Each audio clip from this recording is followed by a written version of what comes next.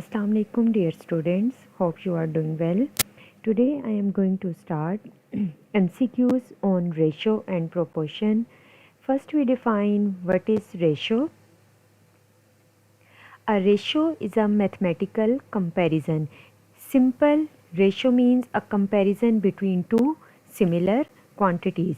A ratio is a mathematical comparison between two or more quantities of the same kind, expressed in the same unit. It indicates how many times one quantity contains another or how two values compare relative to one another. If A and B are two non-zero quantities, the ratio of A to B is written as like A colon B, A ratio B or A over B. Term A is called the antecedent like first term and B is called the consequent. अब आपके पास ratio के case में होता है कि ratio को आपके पास क्या होता है कि कंपैरिजन बिटवीन टू और more quantities of the same kind या सिंपल आपके पास comparison between two similar two और मोर सेम सिमिलर क्वांटिटीज़.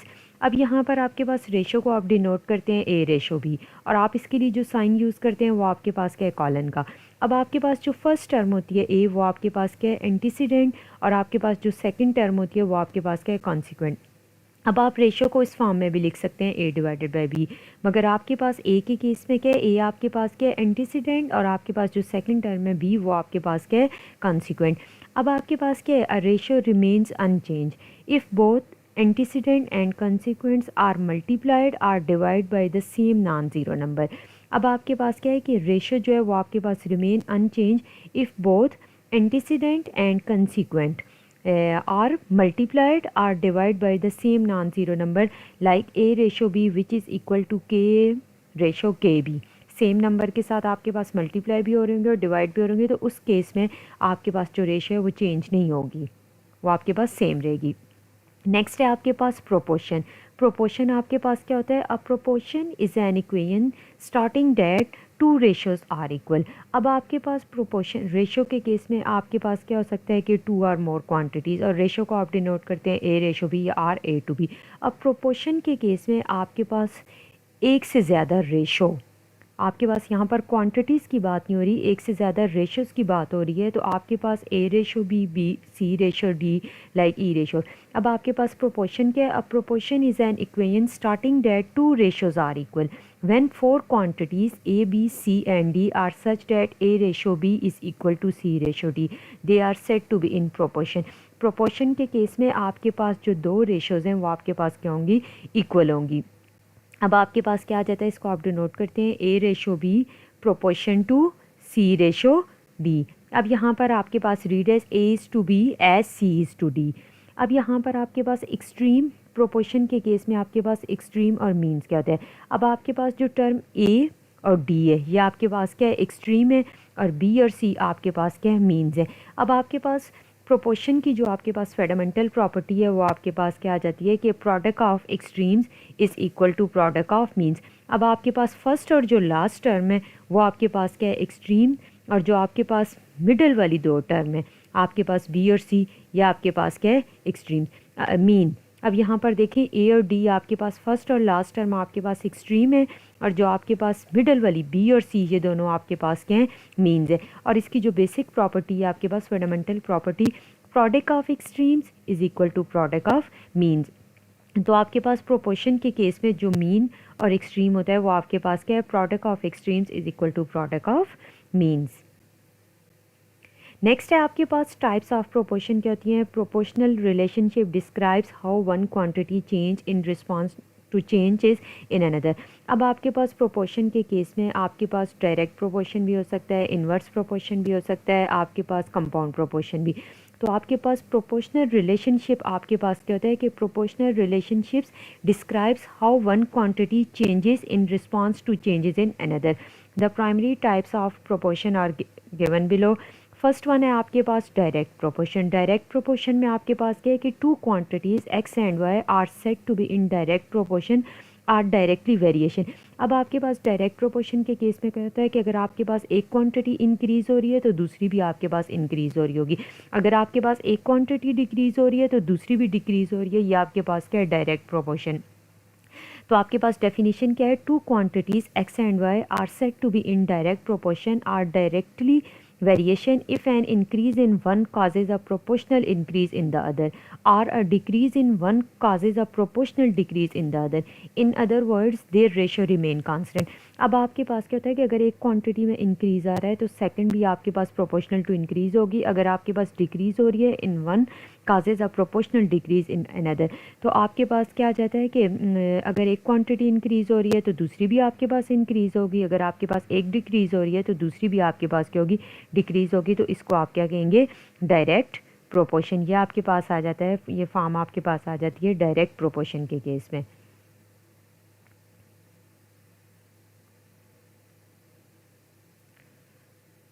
और डायरेक्ट प्रोपोर्शन में क्या है, आपके पास क्या है कि x is directly proportional to y, this implies that x is equal to k into y, x y is equal to k, और k आपके पास क्या है, एनी कांस्टेंट।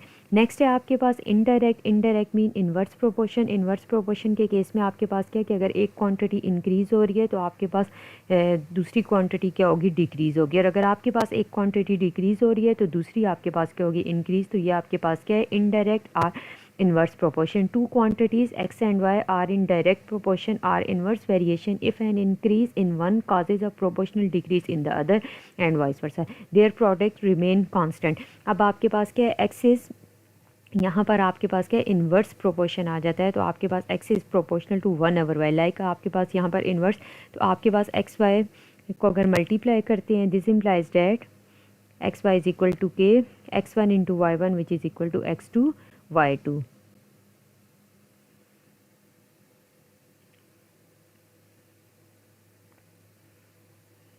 नेक्स्ट है आपके पास कंपाउंड प्रोपोर्शन। कंपाउंड प्रोपोर्शन आपके पास क्या है, a compound proportion involves relationship between 3 और more variables. It is a combination of 2 और मोर डायरेक्ट और इन्वर्स प्रोपोर्शन। अब आपके पास कंपाउंड प्रोपोर्शन में आपके पास इन्वॉल्व्स हैं रिलेशनशिप बिटवीन 3 और मोर वेरिएबल्स। आपके पास कंपाउंड प्रोपोर्शन के केस में, अब यहाँ पर कंपाउंड प्रोपोर्शन की बात हो रही है और इसमें आपके पास जो रिलेशनशिप है वो आपके पास 3 और मोर वेरिएबल्स, और इस केस में आपके पास डायरेक्ट और इन्वर्स प्रोपोर्शन दोनों हो सकते हैं। ऐसा नहीं है कि कंपाउंड प्रोपोर्शन के केस में जो आपके पास वेरिएबल्स हैं वो डायरेक्ट ही होंगे या फिर वो आपके पास इनडायरेक्ट होंगे।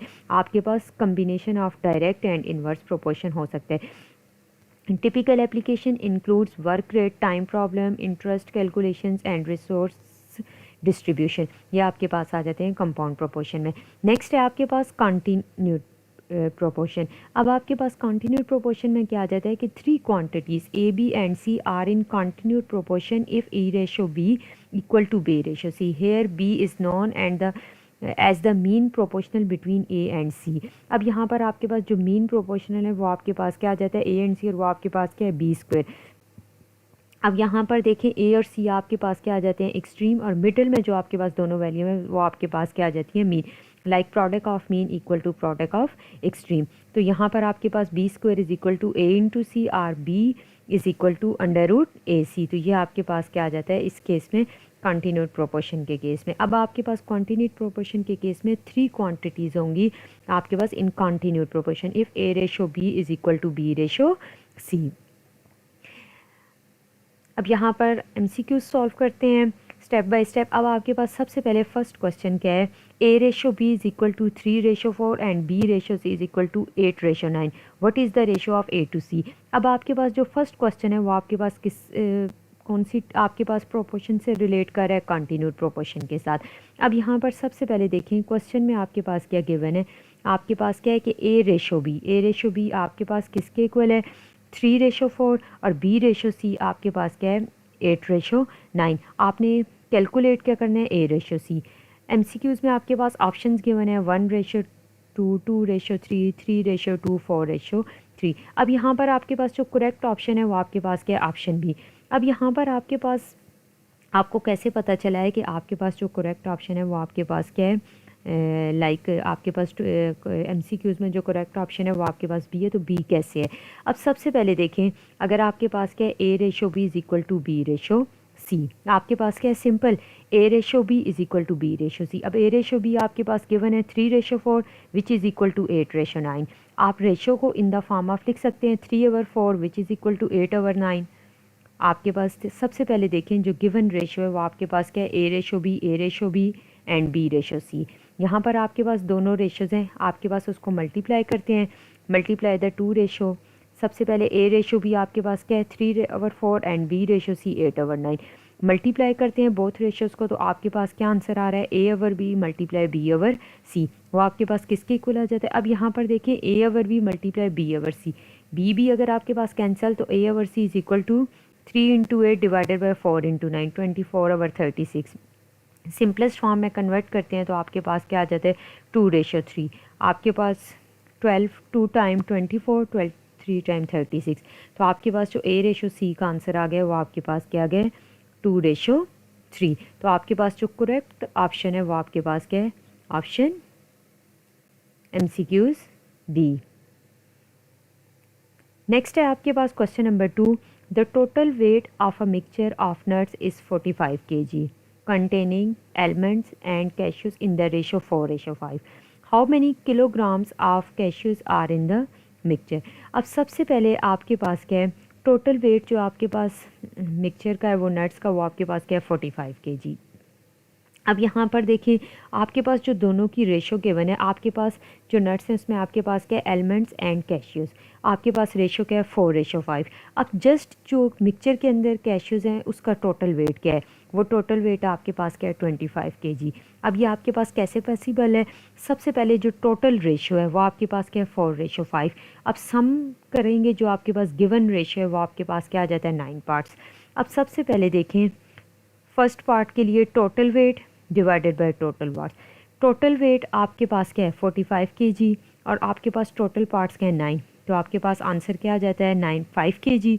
अब कैशियो corresponds to 5 parts which is equal to 25 kg। अब यहाँ पर आपके पास क्या है, उसके अकॉर्डिंग कैशियो आपके पास क्या है 5, एलमंड्स आपके पास क्या हैं 4। तो यहाँ पर आपके पास 25 kg कैश्यूज़ हैं और एलमंड्स आपके पास क्या हैं 4 × 5 20 kg।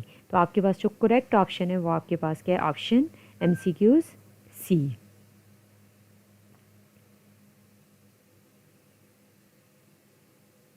नेक्स्ट है आपके पास if 12 pens cost $48, how much will 20 pens cost at the same rate.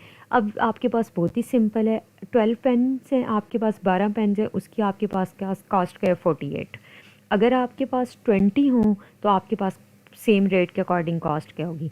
अब आपके पास सबसे पहले आप प्राइस कैलकुलेट करें फर्स्ट पेन की, एक सिंगल पेन की आपके पास क्या है। अब यहाँ पर देखिए this is a direct proportion problem, quantity divided by constant remains in. अब सबसे पहले आपके पास जो कॉस्ट ऑफ 20 पेन्स हैं वो आपके पास क्या है एक्स है। तो आपके पास इस तरीके से भी हो सकता है, यहाँ पर आपके पास देखें अगर आप इसको डायरेक्ट प्रोपोर्शन के अकॉर्डिंग करते हैं तो सबसे पहले आपके पास क्या है पेन्स और कॉस्ट। पेन्स आपके पास 20 हैं, कास्ट आपके पास क्या है $48। आपने पेन्स की क्वांटिटी इंक्रीज़ की है तो ऑटोमेटिकली आपके पास जो कॉस्ट है वो भी इंक्रीज़ होगी। तो ये आपके पास क्या है डायरेक्ट प्रोपोर्शन। तो डायरेक्ट प्रोपोर्शन के अकॉर्डिंग इसको सॉल्व किया है तो आपके पास क्या आ जाता है like 12/48 which is equal to 20/x। अब यहाँ पर आपके पास उस केस में आपने दोनों रेशो A/B/C/D, तो आपके पास A क्या आ गया था पेन और कास्ट आपके पास 48, उसके अकॉर्डिंग तो आपने x की वैल्यू फाइंड कर ली। तो आपके पास A/B which is equal to B/C या C/D। तो आपके पास A/B आपके पास क्या है pen into cost which is equal to 20 × x। तो आपने उसको सिंपल मल्टीप्लाई की है तो आपने सबसे पहले x की वैल्यू फाइंड की है। x का आंसर आपके पास क्या आ गया है, x is equal to 960 divided by 12। अब यहाँ पर आपके पास x का जो आंसर आ गया वो आपके पास क्या है 80। अब 12 8 टाइम आपके पास 96 और 0 आपके पास, तो आपके पास जो कॉस्ट है वो 20 पेन्स की वो आपके पास क्या है $80। नेक्स्ट है question number 4। A work crew of 8 workers can construct a wall in 15 days. अब यहाँ पर देखें आपके पास क्या है 8 वर्कर्स हैं और आपके पास वॉल की कंस्ट्रक्शन पे उनका टाइम लगा है 15 days. How many days would it take 12 workers. अब यहाँ पर जो वर्कर्स हैं उसकी आपके पास क्या हो गई है तादाद इंक्रीज़ की गई है। The same wall working at the same place. अब आपके पास सेम ही दीवार है, उसकी लेंथ भी सेम है, 8 वर्कर्स ने उसको कंस्ट्रक्ट किया है 15 डेज़ में। जब आपने वर्कर्स की तादाद ज़्यादा की है तो ऑटोमेटिकली डेज़ आपके पास कम हो गए हैं। तो यहाँ पर आपके पास प्रॉब्लम जो है वो आपके पास क्या है, इन्वर्स प्रोपोर्शन से रिलेटेड है। आपके पास क्या है, वर्कर डेज़ टोटल मैन। अब सबसे पहले वर्कर 8 थे तो आपके पास डे कितने लगे हैं, 15। फिर जब आपने वर्कर्स की तादाद ज़्यादा की है, 12 की है, तो आपके पास कितने डेज़ लगेंगे। तो आपके पास क्या आ जाता है, total man day 8 workers 15 days, आपके पास आ जाता है 120। अब यहाँ पर आपके पास 12 workers D like 12 into D. अब आपने इसकी वैल्यू फाइंड करनी है, 12 into D which is equal to 120, D is equal to 120/12। तो आपके पास आंसर आ गया है 10 डेज़। अब आपके पास जब 8 वर्कर्स थे तो 15 डेज़ लगे हैं, जब आपने वर्कर्स ज़्यादा किए हैं 12 किए हैं तो आपके पास डेज़ कितने लगेंगे, 10। तो आपके पास जो करेक्ट ऑप्शन है वो आपके पास क्या है, ऑप्शन बी लाइक 10 डेज़। तो आपके पास ये जो MCQs 4 था ये आपके पास क्या था, इन्वर्स प्रोपोर्शन से रिलेटेड था। नेक्स्ट है आपके पास what is the mean proportional between 9 and 25। अब यहाँ पर आपके पास क्वेश्चन में आ गया है कि what is the mean proportion between 9 and 25। और 9 एंड 25 में आपके पास मीन प्रोपोर्शन क्या है, तो आपके पास सबसे पहले जो मीन का फार्मूला है वो आपके पास क्या है, B is equal to √A/C। A आपके पास है 9, C आपके पास क्या है 25। आपके पास कंटिन्यूड प्रोपोर्शन के केस में B² इज़ इक्वल टू आपके पास क्या था, A/C। तो आपके पास B is equal to √AC। A आपके पास क्या है, यहाँ पर मीन प्रोपोर्शनल फाइंड करना है। A आपके पास 9 है, B आपके पास 25 है। दोनों का जो प्रोडक्ट है B is equal to √225 which is equal to 15। और 15 का अगर आप स्क्वायर दोबारा से लेते हैं तो आपके पास यहाँ पर √25 है, 15 का स्क्वायर लें 225, आपके पास वही आंसर आ जाता है। Thank you so much for watching. For any question please comment.